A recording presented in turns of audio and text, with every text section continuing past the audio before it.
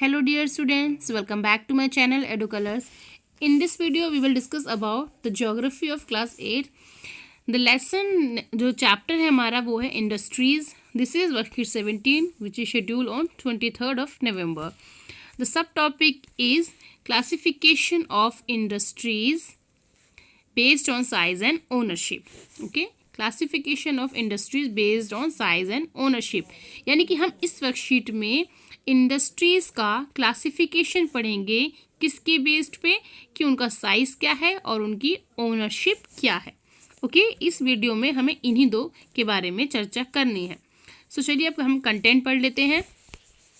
Dear children, in the previous worksheet, you have learned that industries mean the economic activity by which useful goods are made from available resources.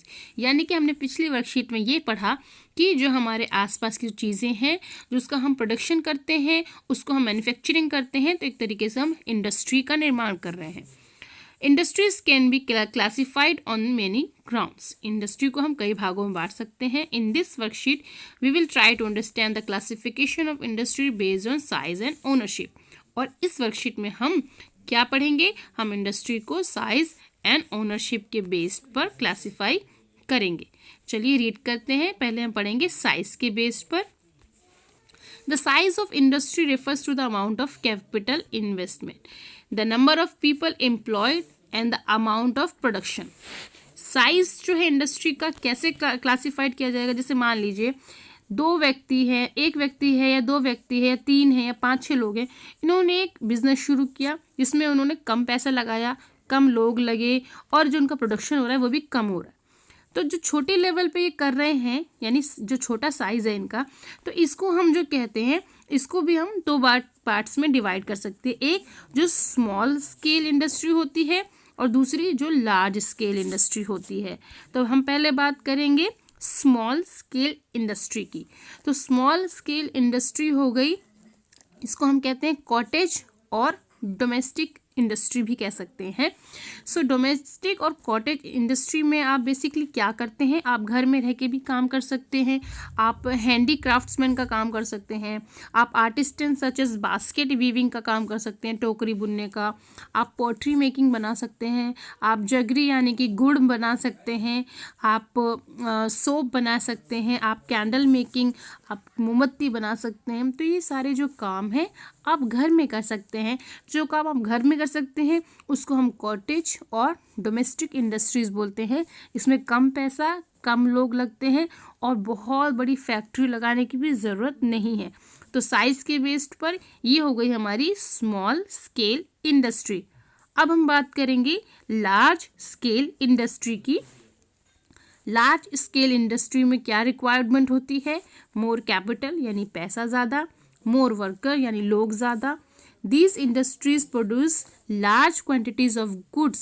Often these industries are set away from residential areas.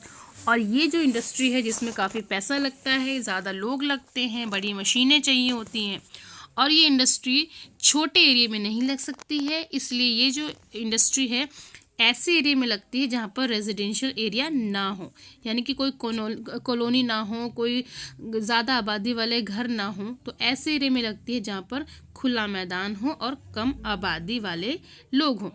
अब हम बात करते हैं ownership के based पर कि हमारी जो इंडस्ट्री है उसको हमने कैसे डिवाइड किया हुआ है. सो ओनरशिप के बेस पे अगर हम देखें तो industry can be classified into private sector, public sector, joint sector and cooperative sector. So private sector में क्या आता है, प्राइवेट सेक्टर यानी कि एक या दो लोगों के हाथ में इंडस्ट्री होती है या कुछ लोगों के ग्रुप में के लोगों के हाथ में इंडस्ट्री होती है. जैसे कि हम देखते हैं रिलायंस इंडस्ट्री जो है वो अंबानी ग्रुप के पास है, जो कि एक प्राइवेट सेक्टर का उदाहरण है. दूसरा है पब्लिक सेक्टर इंडस्ट्री जो कि गवर्नमेंट के द्वारा चलाई जा रही है, जैसे कि सेल यानी कि steel authority of India limited. अगला है जॉइंट सेक्टर इंडस्ट्रीज. इसमें क्या होता है, स्टेट और कुछ लोगों का समूह मिलकर काम करता है. फॉर एग्जांपल मारुति उद्योग लिमिटेड, जो मारुति की आप गाड़ियाँ सुनते हैं एग्जैक्टली वही है. कोऑपरेटिव सेक्टर इंडस्ट्रीज का मतलब हो गया कि जो प्रोडक्शन कर रहा है और जो लेबर उसके साथ काम करवा रही है, ठीक है। ये ऑपरेटेड बाय बोथ प्रोड्यूसर्स, यानी कि जो खरीद रहा है, जो प्रोडक्शन कर रहा है, कच्चा माल खरीद रहा है, और जिससे वो बनवाएगा यानी कि जो लेबर से वो बनवाएगा, ये दोनों मिलके काम करते हैं। सो इसका एग्जांपल हो गया आनंद मिल्क यूनियन लिमिटेड। चलिए बच्चों, अब हम बात करते हैं क्वेश्चंस की। So first question is, what do you understand by small scale industries?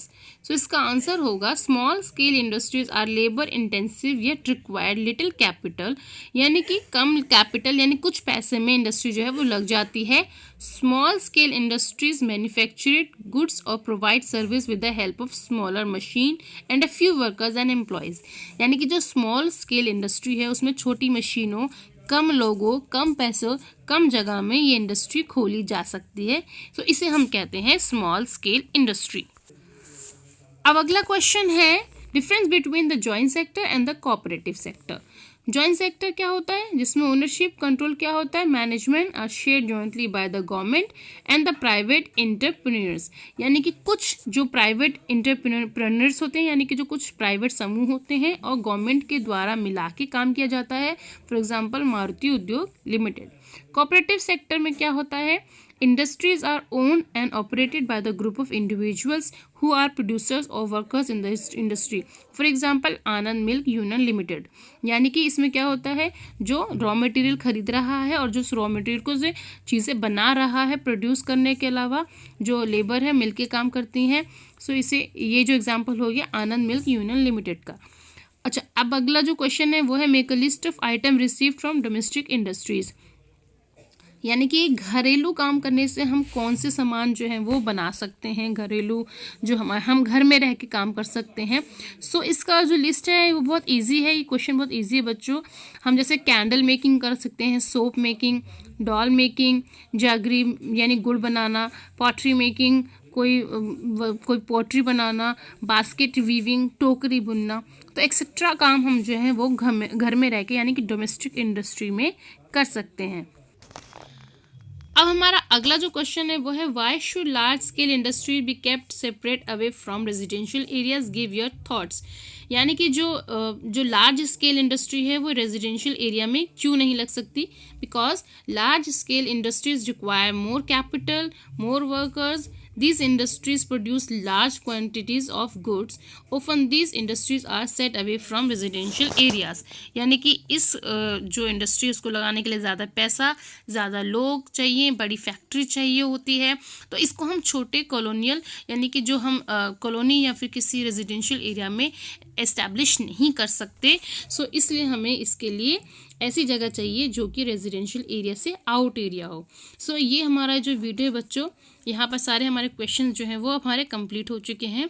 आपको मेरा वीडियो अच्छा लगता है तो प्लीज़ इसे अपने फ्रेंड्स में, ग्रुप में शेयर करें। जो नए व्यूवर्स हैं मेरे चैनल को सब्सक्राइब करें, जो पुराने व्यूवर्स हैं मेरे चैनल को आगे बढ़ाएं, अब मेरी वीडियो को आगे शेयर करें। और मेरा ये जो वीडियो है यहाँ कंप्लीट होता है। मेरे वीडियो देखने के लिए थैंक यू सो मच।